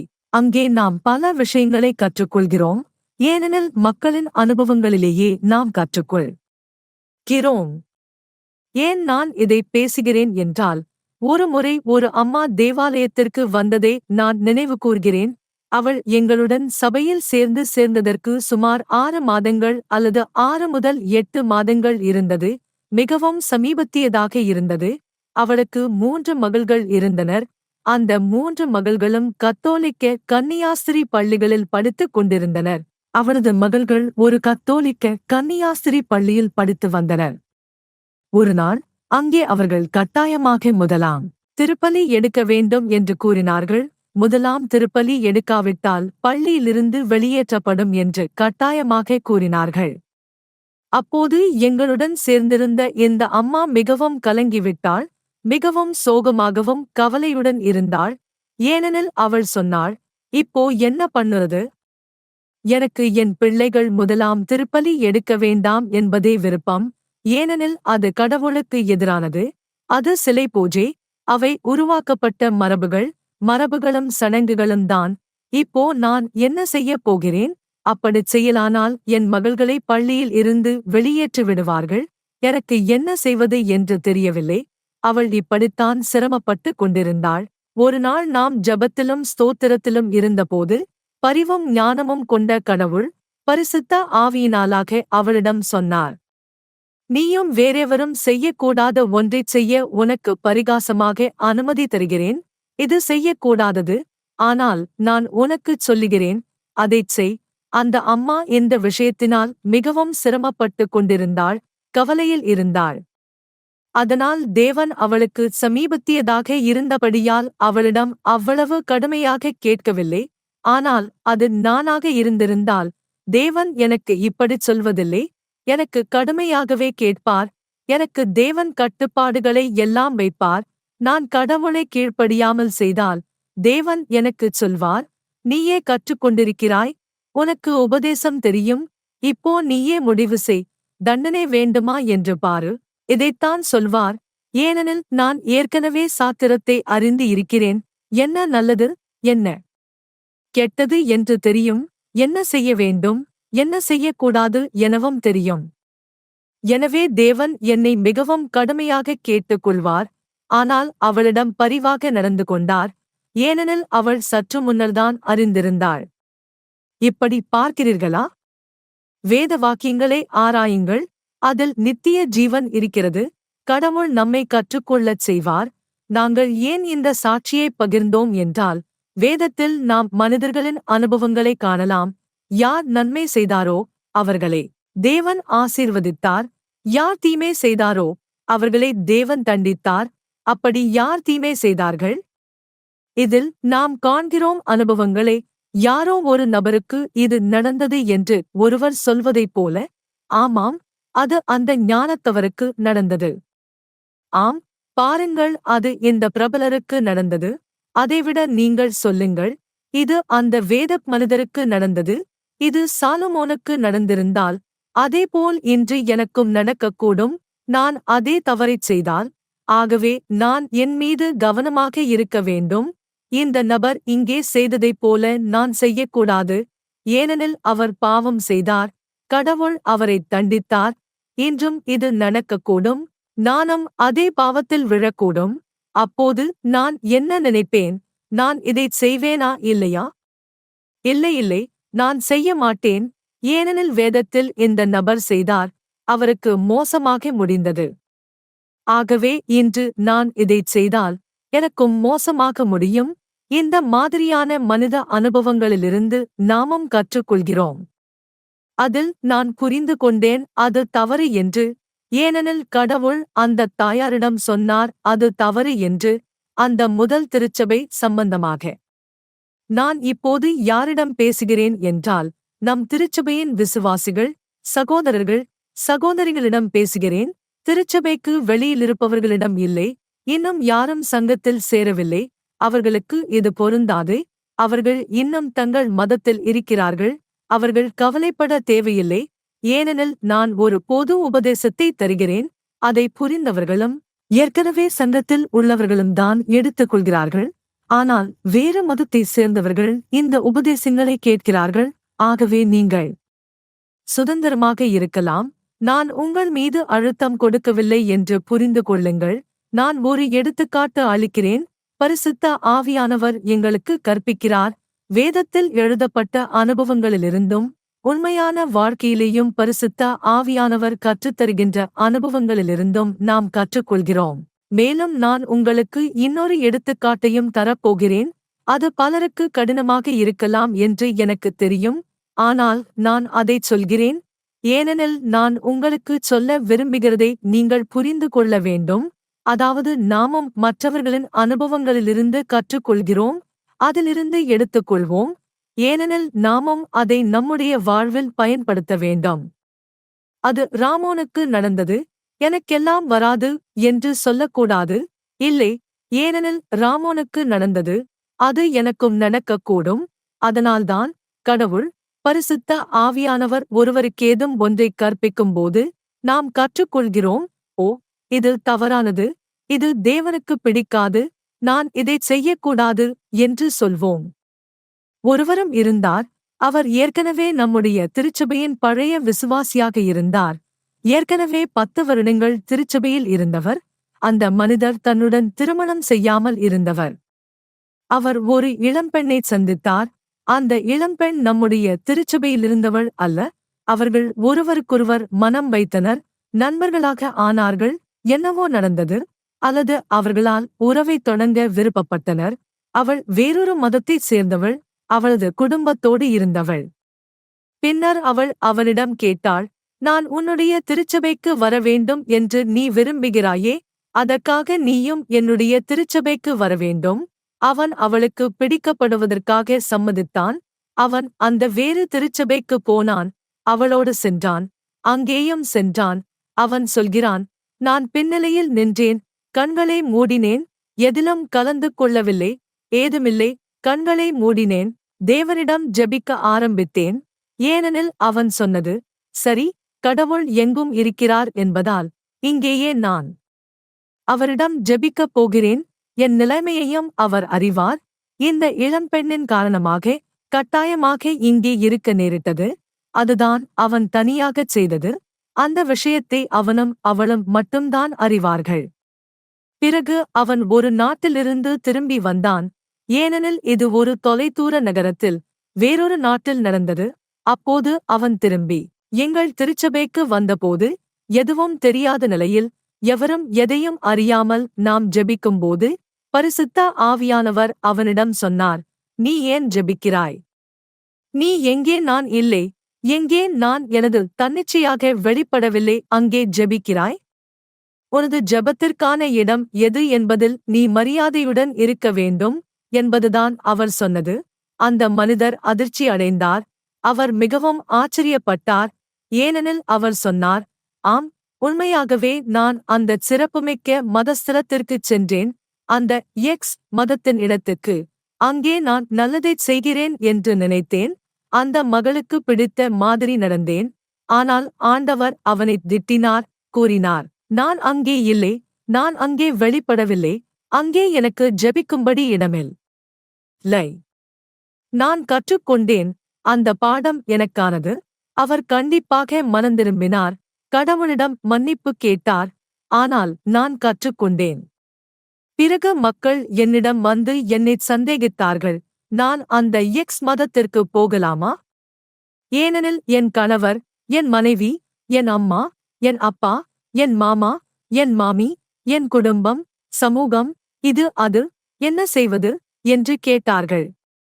நான் சொன்னேன், இல்லை, நீங்கள் போகக்கூடாது, ஏனெனில் கடவுளுக்கு அது பிடிக்காது. ஆனால் நான் அந்தத் தடை எங்கிருந்து கற்றேன்? நிஜ வாழ்க்கையிலிருந்துதான், நடைமுறை வாழ்க்கையிலிருந்து கற்றுக்கொண்டேன். பரிசுத்த ஆவியானவர் எங்களை கற்பித்தார். ஏனெனில் வேதாகமத்தில் அந்த சிறப்பான விஷயம் குறிப்பாக எழுதப்படவில்லை. வேதாகமத்தில் விக்கிரகாராதனைகள் இல்லை என்றுதான் இருக்கிறது. ஆனால் நான் சொல்வது போல அந்தச் சிறப்பான நிகழ்வு இல்லை. மக்கள் தினசரி அனுபவிக்கும் அனுபவங்களிலிருந்து நாம் கற்றுக்கொள்கிறோம். அங்கிருந்துதான் நாம் எழுத்துக்களை புரிந்து கொள்கிறோம். எனவே நான் சொல்கிறேன், ஓஹோ, அதனால்தான் ஆண்டவர் இங்கே இந்த எழுத்தில் இந்த மனிதர்களிடம் இவ்வளவு கோபமாயிருந்தார்.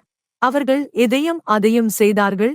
இப்போது எனக்கு புரிகிறது ஏன் ஆண்டவர் இவ்வளவு கடுமையாக நடந்து கொண்டார். இப்போது எனக்கு தெளிவாகிறது. இதோ பாருங்கள், நம் நிஜ வாழ்க்கையிலே என்னெல்லாம் நடக்கிறது, எத்தனை விஷயங்கள் நம்மிடம் நடக்கின்றன. பரிசுத்த ஆவியானவர் எங்களை எச்சரிக்கின்றார். ஆண்டவர் நம்மிடமிருந்து ஆசீர்வாதங்களை எடுத்துக் கொள்வதற்கும் முடியும். இதுதான் வேதாகமத்தை ஆராய கற்றுக்கொள்ள வேண்டும். இங்கே ஒன்று கற்றுக்கொள்கிறேன், அதை நிஜ வாழ்க்கையுடன் இணைக்கிறேன், என் அனுபவங்களுடன் இணைக்கிறேன், உங்கள் அனுபவங்களுடனும் இணைக்கிறேன், எல்லோருடையவையும்.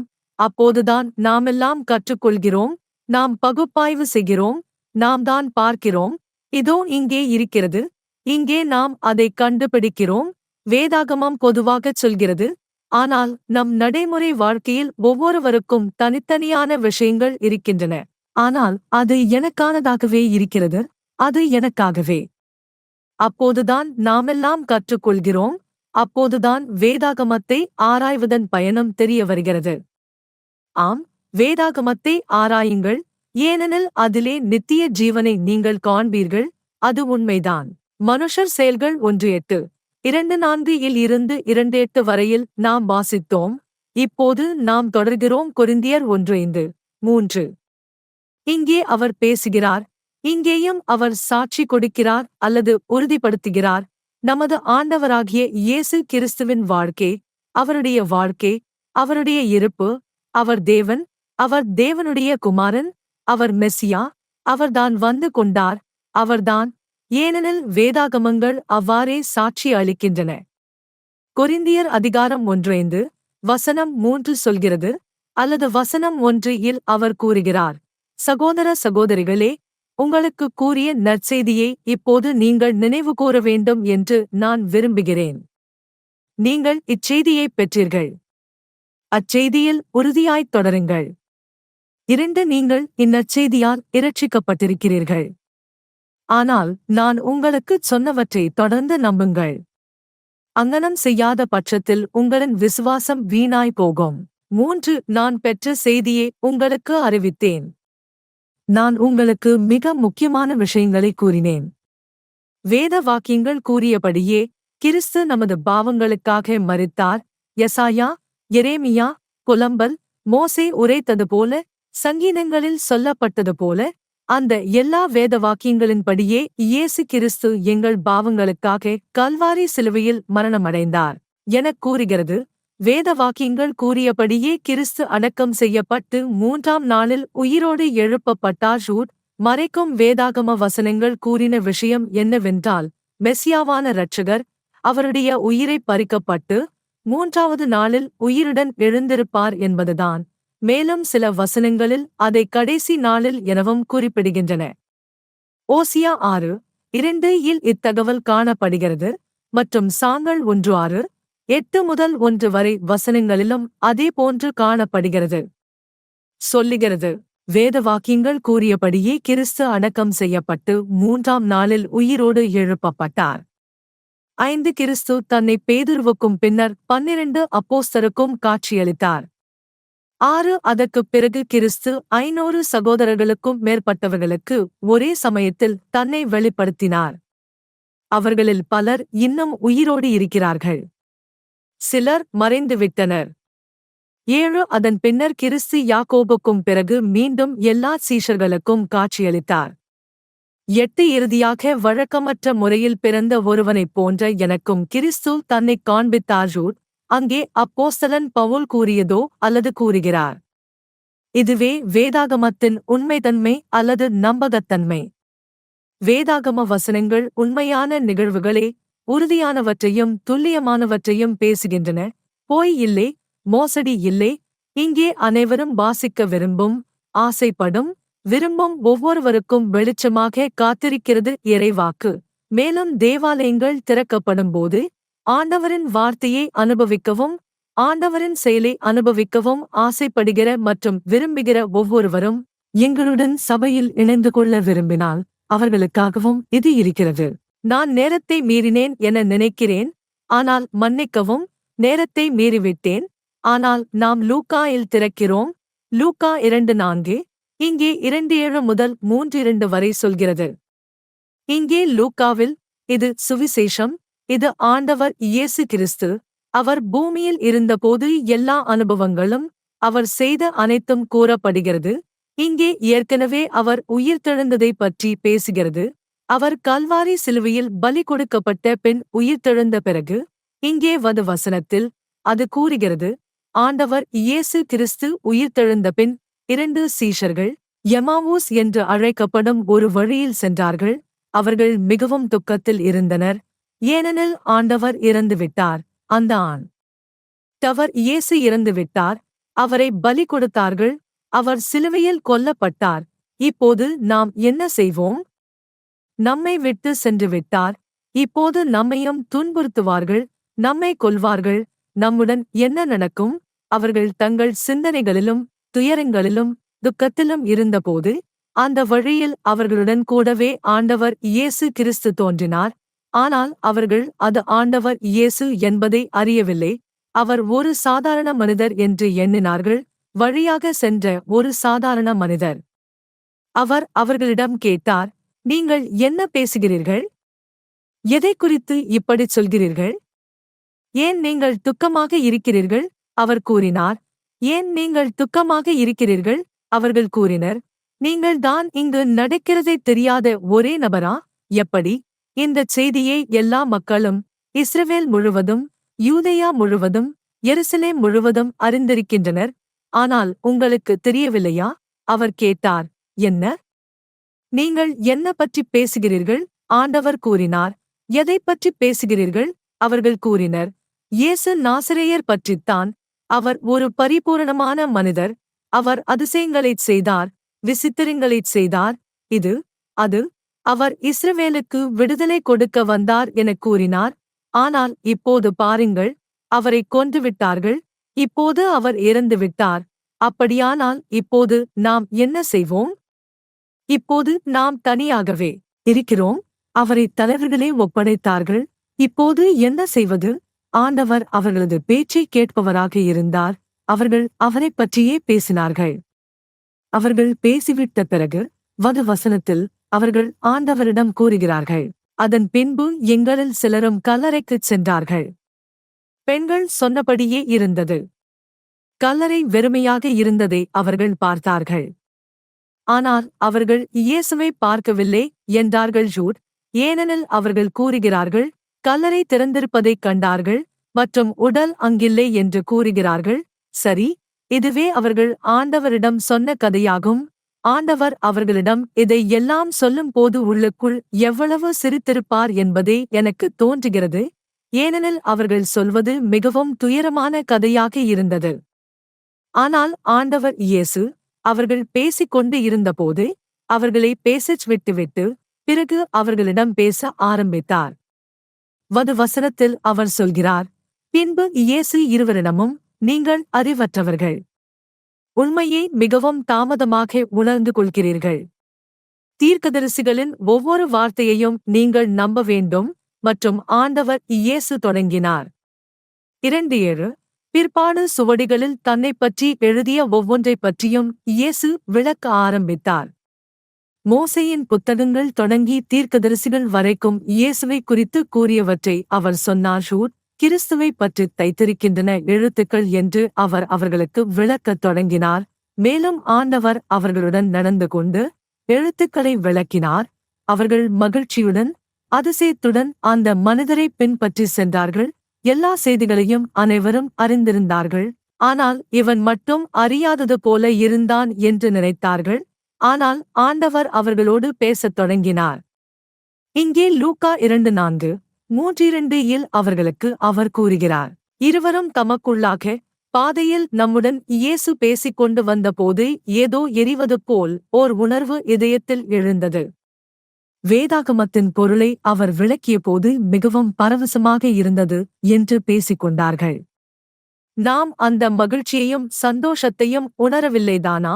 மற்றொருவன் கூறுகிறான், ஆம், நான் மகிழ்ச்சியுடன் இருந்தேன். நிச்சயமாக அது ஆண்டவரேதான். அதே ஆண்டவரே இருந்தார்.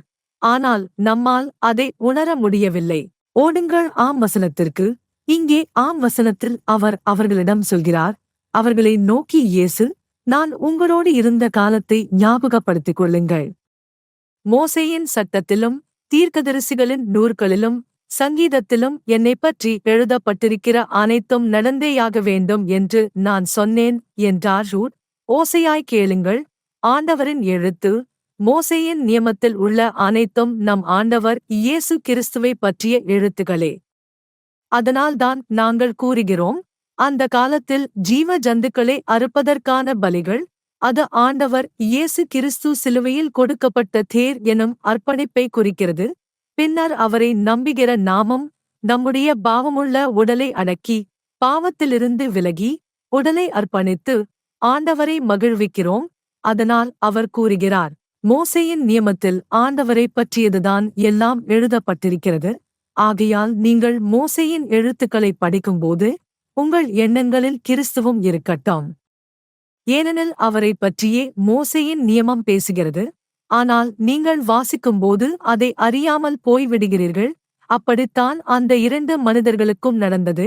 அவர்கள் வழியில் ஆண்டவரோடு பேசிக் கொண்டிருந்தார்கள். ஆனால் அவர் ஆண்டவர் என்பது அவர்களுக்கு தெரியவில்லை. அப்போது ஆண்டவர் இயேசு அவர்கள் சொல்லுகிறார்.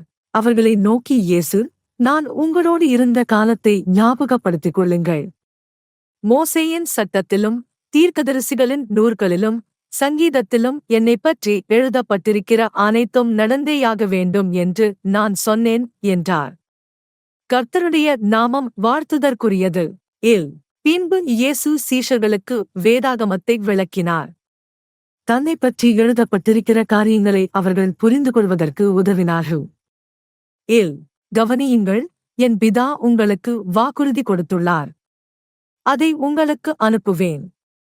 விண்ணில் இருந்து அந்த வல்லமையை நீங்கள் பெறும் வரைக்கும் எருசலேமில் தங்கி இருக்க வேண்டும் என்றார். நீங்கள் இங்கேயே இருங்கள், நீங்கள் நகர வேண்டாம், ஏனெனில் நான் உங்களுக்காக பரிசுத்த ஆவியை அனுப்புவேன் என்று கூறினார் ஆண்டவர். ஆனால் எவ்வளவு அருமையாக இருக்கிறது என்பதை பாருங்கள். மோசே, தீர்க்கதரிசிகள் மற்றும் சங்கீதங்களிலிருந்து எல்லா வேதவசனங்களையும் அவர்களுக்கு எடுத்துரைத்தார். கடைசியாக இங்கே 2 தீமோத்தேயு 3, கடைசியாக 2 தீமோத்தேயு தீமோத்தேயுவின் ஒரு தனித்தன்மை, அதை திருப்பிதா பவுல் பாராட்டினார். அந்த தன்மை மீது மகிழ்ந்தார். இங்கே 2 தீமோத்தேயு வசனத்தில் கூறப்படுகிறது. திருப்பிதா பவுல் தீமோத்தேயுவை பற்றி கூறினார். சரி, இங்கேயும் திருப்பிதா பவுல் தீமோத்தேயுவிடம் சொல்கிறார், நீ உண்மையுணர்ந்த பிதாமார்கள் மற்றும் வயதானவர்களை மதிக்க வேண்டும். நீ இளையோருக்கு போதிக்க வேண்டும். நீ ஒவ்வொருவருக்கும் தேவனுடைய வார்த்தையை போதிக்க வேண்டும். உன்னுடைய இளமையை யாரும் தாழ்வாக எண்ணக்கூடாது. எல்லோரும் உன்னை மதிக்க வேண்டும், உன்னை மதிப்பிட வேண்டும். ஏனெனில் உன்னிடம் ஆனந்தவான்களின் ஆவியினால் அளிக்கப்பட்ட வரங்கள் இருக்கின்றன. நீ ஒரு சுவிசேஷ பரிசுத்தவானாய் இருக்கின்றாய் என்று. சரி, இவை அனைத்தும் பவுல் தீமோத்தேயுவிடம் எப்போதும் நினைவுபடுத்திக் கொண்டிருந்தார். மேலும் அவரிடம் கூறினார், நீயும் மக்களுக்கு உண்மையான கற்பிப்பை உணர்த்த வேண்டும். ஏனெனில் அதற்காகத்தான் அவர் இங்கே இவ்வசனத்தில் கூறுகிறார். தேவன் விரும்புகிறபடி இயேசு கிறிஸ்துவின் வழியில் செல்கிற எவருமே இத்தகைய துன்பங்களை கண்டிப்பாக அனுபவிக்க வேண்டியிருக்கும். 13 தீயவர்களும் பிறரை ஏமாற்றுகிறவர்களும் மேலும் மேலும் கெட்டுப் போவார்கள். அவர்கள் மற்றவர்களை முட்டாளாக்குவார்கள். ஆனால் அதே சமயத்தில் தம்மைத் தாமே முட்டாளாக்கிக் கொள்வார்கள். 14 நீ அறிந்த போதனைகளின்படி தொடர்ந்து செல். அவை உண்மையான போதனைகள் என்பதை அறிந்திருக்கிறாய். ஏனெனில் அவ்விஷயங்களை உனக்கு போதித்தவர்கள் மீது நம்பிக்கை வைக்க முடியும் என்பதை நீ அறிவாய். 15 நீ குழந்தை பருவம் முதலாக பரிசுத்த வேத வாக்கியங்களை அறிந்திருக்கிறாய். அவை உன்னை ஞானவானாக மாற்றும் வல்லமை கொண்டது. அந்த ஞானம் உனக்கு இயேசு கிறிஸ்துவில் கொண்ட விசுவாசம் மூலம். அவர் எதைப் பற்றி பேசினார்? இங்கே இந்த புனித வேதவசனங்களைப் பற்றி தெரிவித்தார். இது தீமோத்தேயு சிறுவயதிலிருந்தே கற்றுக்கொண்டிருந்தான், படித்தான், ஆராய்ந்தான் மற்றும் நன்கு அறிந்தான் என்று கூறப்படுகிறது. அவை மோசேயின் நியாயப்பிரமாணம், தீர்க்கதரிசிகள் மற்றும் சங்கீதங்கள் ஆகும். அதாவது அந்த புனித வேதவசனங்கள்தான். அங்கேதான் தேவன் உரைத்தார். அங்கேதான் தேவன் நம் ஆண்டவர் இயேசு கிறிஸ்துவை பற்றி உரைத்தார். தீமோத்தேயு இந்த அறிவில் நிபுணராக இருந்தான். நீ குழந்தை பருவம் முதலாக பரிசுத்த வேத வாக்கியங்களை அறிந்திருக்கிறாய்.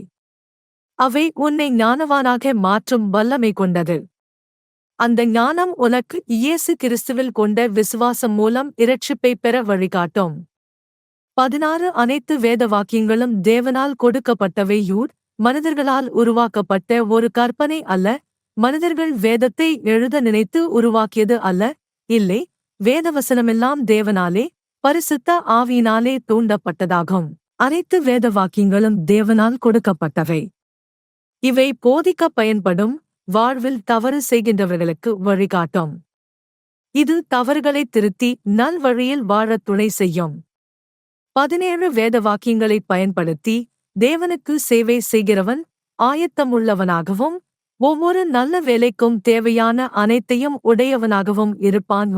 அதற்காகத்தான் வேதவசனங்களை ஆராய்ந்து படிக்க வேண்டும். இன்று நான் உங்களை அழைக்கிறேன். வேதாகமத்தை வாசிக்காத நீங்கள், அல்லது வேதாகமம் வாசிப்பதற்கு பேறுசை இல்லாத நீங்கள், உங்களுள் யாரேனும் அவ்வாறு இருக்கிறீர்களானால், தயவு செய்து ஜெபியுங்கள், கடவுளிடம் வேண்டுங்கள். இந்த சோம்பல் ஆன்மாவை நீக்குமாறு, வேதாகமத்தை வாசிக்க நீங்கள் ஆற்றலோடு, உற்சாகத்தோடு இருக்கச் செய்வாராக. நீங்கள் ஆணாக இருந்தாலும், பெண்ணாக இருந்தாலும், இப்போதேதான் ஆரம்பித்திருக்கிறீர்கள் என்றாலும், அல்லது முதன்முறையாக கேட்டுக்கொண்டு இருக்கிறீர்கள் என்றாலும், அல்லது நித்திய ஜீவனைப் பற்றி சுவாரஸ்யமாக இருக்கிறீர்கள் என்றாலும், நீங்கள் நிச்சயமாக நித்திய ஜீவனைப் பெற விரும்புகிறீர்கள் என்று நம்புகிறேன். வேதாகமம் கடவுளால் ஊக்கமளிக்கப்பட்டதாக இருக்கிறது என்று சொல்லப்படுகிறது. இது உங்களுக்கு பயனுள்ளதாக இருக்கும். இது உங்களைப் போதிக்கும், உங்களைச் சுட்டிக்காட்டும், உங்கள் வாழ்வையும் உங்கள் மனதையும் ஆராயும், உங்களுக்கு பிழைகள் என்னவென்று காட்டும், எது சரி எது தவறு என்று எடுத்துச் சொல்லும், உங்கள் தவறான பாதைகளிலிருந்து திருப்பும், நல்ல செயல்களில் நடக்க உங்களை வழிநடத்தும், நல்ல பண்புகளுடன் வாழ சொல்லும், கடவுளின் கட்டளைகளை நிறைவேற்ற உதவும். இவ்வாறு நீங்கள் கடவுளின் முன்னிலையில் ஒரு முழுமையான ஆணாக, ஒரு முழுமையான பெண்ணாக தயார் செய்யப்பட்டவராக இருப்பீர்கள். நித்திய ஜீவனை வெல்லத் தயாராக இருப்பீர்கள். அதற்காகவே வேதாகமத்தை ஆராய்ந்து படிக்க உங்களை அழைக்கிறேன். இதன் மூலம் நாம் தேவனை மகிமைப்படுத்துவோம். வாருங்கள், நாம் எங்கள் தேவனிடம் ஜெபிப்போம். பரிசுத்த பிதா, வானத்தில் இருக்கிற எங்கள் பிதாவே, உமது நாமம் பரிசுத்தமாக மகிமாய் பெறப்படுவதாக. உமது நாமம் மகிமைப்படவும் புகழப்படவும் செய்வோம். எங்கள் ஆண்டவரே, நீர் மிகப்பெரியவர். உமது நாமம் யுகங்களுக்குமாய் மகிமையடைய கிடைக்கும். உம்மை உயர்த்துகிறோம் ஆண்டவரே. சகல ஜீவராசிகளின் ஸ்தோத்திரங்களைப் பெற தகுந்தவர் நீரே. மனிதகுலமெங்கும் ஒவ்வொருவரும் உம்மை முன் பணிந்து, உம்மை ஸ்தோத்திரித்து, உம்மை மகிமைப்படுத்தி, உம்மை உணர்வார்களாக. என்றும் நித்தியமாய் நீர் ஆசீர்வதிக்கப்பட்டவராக இருக்கிறீர். நீரே எங்கள் தேவன், மோசேயின் தேவனும், ஆபிரகாமின், ஈசாக்கின், யாக்கோபின் தேவனுமாகிய நீரே எங்கள் தேவன். உம்மையே நாங்கள் அழைக்கிறோம், உம்மையே நாங்கள் கேட்கிறோம். உம்முடைய நாமத்தை உயர்த்தவும், உம்மை மகிமைப்படுத்தவும். நீர் நன்மையுள்ளவர், நீதியுள்ளவர், இரக்கமுள்ளவர், மன்னிப்பவர், சினத்திற்கு மந்தமானவர். எங்களிடம் பொறுமை கொள்வீர் என்பதைச் சொல்ல நாம் நமது குரலை உயர்த்துகிறோம். பரிசுத்த பிதாவே, உமது கையை நீட்டும். உம்மை மிகவும் தேடிக் கொண்டிருக்கும் ஆண்கள் மற்றும் பெண்களின் மேல் உமது கையை நீட்டும். அனைவரும் உம்மை தேடுகிறார்கள். மக்களுக்கு உமது சந்நிதியே தேவைப்படுகிறது. உம்மோடு அனுபவங்களைப் பெற வேண்டுமென அவர்கள் விரும்புகிறார்கள். ஆண்டவரே, ஒவ்வொருவருக்கும் உம்மை வெளிப்படுத்தும், உம்மை வெளிப்படுத்தும். மக்களுக்கு உம்மை வெளிப்படுத்தும். துக்கத்தில் இருக்கும் இதயங்களை நீர் நோக்குவீர். துக்கமுள்ள இதயங்கள் உம்மை தேடுகின்றன. தயவு செய்து அருகில் வந்து, உமது காதை சாய்த்து, ஒவ்வொரு நபரையும் நோக்குவீர். நன்றி ஆண்டவரே, நித்திய தேவனே நன்றி. உம்முடைய நாமத்தை ஸ்தோத்திரிக்க எங்களை உதவி செய்யும். உம்மை மகிமைப்படுத்தவும், உயர்த்தவும், உம்மை ஸ்தோத்திரிக்கவும், உம்மை மரியாதைப்படுத்தவும் எங்களை கற்பிக்கவும் உதவுவீர். உம்முக்காக முதன்மையான இடத்தை ஒதுக்க எங்களை உதவி செய்யும். நன்றி பரிசுத்த பிதாவே. உமது புத்திரரான நசரேத்து இயேசு கிறிஸ்துவின் நாமத்தில் நாங்கள் ஜெபிக்கிறோம். மேலும் என் ஆண்டவரே, இந்த நேரத்தில் உமது சுகப்படுத்தும் கரத்தை நீட்டுவீராக. நீர் தெய்வீக மருத்துவராக இருக்கிறீர். நீரே வாழ்வையும் ஆரோக்கியத்தையும் அளிக்கிறீர். ஆண்டவரே, உமது கரத்தை நீட்டும். நோயால் வாடும் அனைவரையும் நீர் நோக்குவீர். தமது உடலில் இடையறாத வலியால் சிரமப்படுகிறவர்கள், அனைத்து விதமான வாடைகளால் வாடுகிறவர்கள், உளவியல் நோய்களாலும் ஆன்மீக நோய்களாலும் வாடுகிறவர்கள் மீது உமது கரத்தை நீட்டும். ஒவ்வொருவரையும் நீர் விடுவிக்கவுமாக. ஆண்டவரே, சூனியம் மற்றும் மந்திரவாதத்தால் வாடுகிறவர்கள், சாபங்களால் சிரமப்படுகிறவர்கள், ஆண்டவரே, அவர்களை துன்புறுத்தும் அந்த அனைத்து தீய ஆவிகளையும் நீர் திட்டி விரட்டும்.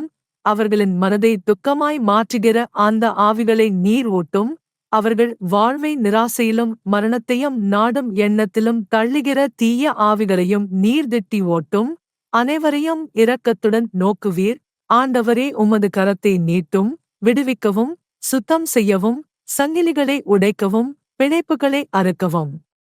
நன்றி என் ஆண்டவரே, அனைத்து விதமான நோய்களையும் நீர் சுகப்படுத்துவீர். நன்றி பரிசுத்த பிதாவே, ஆசீர்வதியுங்கள், சுத்தம் செய்யுங்கள், குழந்தைகளை ஆசீர்வதியுங்கள். அவர்கள் உமது வார்த்தையையும் உமது வழிகளையும் கற்க மனதில் ஆசை உண்டாக உதவுவீர். அவர்கள் உமது வார்த்தையை ஆர்வமாய் தேடும் மனதை பெறுவார்களாக. என் ஆண்டவரே, அனைவரையும் ஆசீர்வதியுங்கள். நன்றி என் பிதாவே, உமது மதிப்புக்குரிய குமாரனாகிய நசரேத்து இயேசு கிறிஸ்துவின் நாமத்தில் நாங்கள் ஜெபிக்கிறோம்.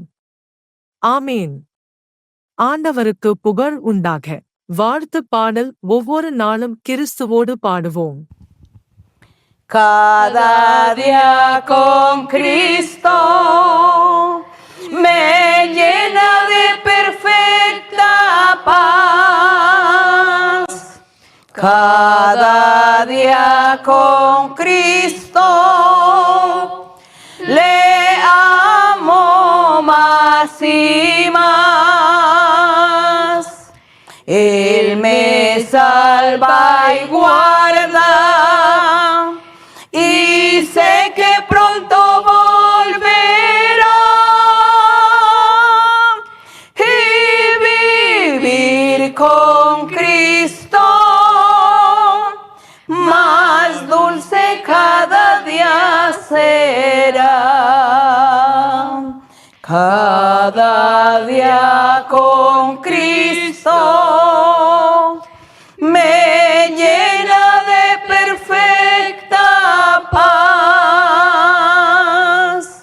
Cada día con Cristo le amo más y más. Él me salva y guarda, y sé que pronto volverá y vivir con Cristo más dulce cada día será. என் ஆண்டவருக்கு புகழ் உண்டாக. நன்றி ஆண்டவரே. என் கடவுள் உங்களை மிகுந்தவாறு ஆசீர்வதிக்கட்டும். ஆண்டவர் எப்போதும் உங்களுடன் இருக்கட்டும். உங்கள் எல்லா துக்கங்களையும் வேண்டுகோள்களையும் இதயத்தில் உள்ள ஆசைகளையும் கேட்கவும் பார்க்கவும் ஆண்டவர் விரைவாக இருக்கட்டும். ஆண்டவர் எப்போதும் உங்களுடன் இருப்பவராகவும் ஒவ்வொரு நாளும் அதிகமாக ஆசீர்வதிப்பவராகவும் இருப்பாராக. நன்றி. குழந்தைகளுக்காக ஒரு வணக்கம், அன்பு சுணக்கமும் கட்டிப்பிடிப்பும் அனைவருக்கும். நன்றி. தேவன் உங்களை ஆசீர்வதிக்கட்டும்.